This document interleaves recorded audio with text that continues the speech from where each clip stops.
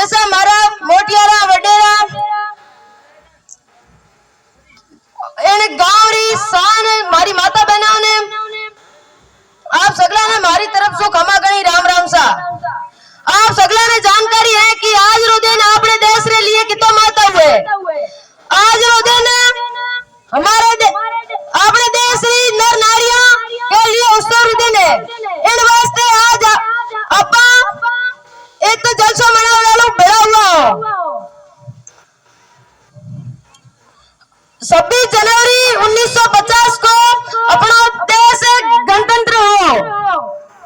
गणतंत्र मतलब एक जनता सारू जनता रो राज। इन देश पहले बात करें तो अपना देश विदेशी ताकत की सागला में झगड़ू रहा।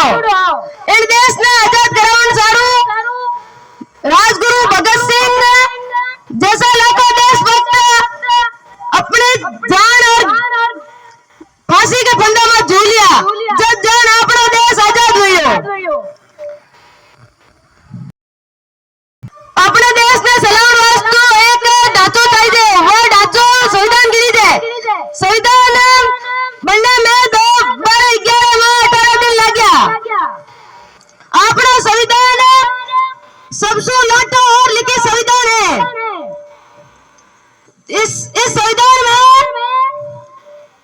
लोगों की पालन पोषण और उन्नति कानून बनी है।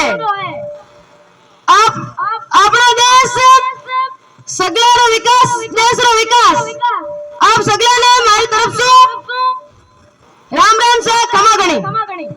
बहुत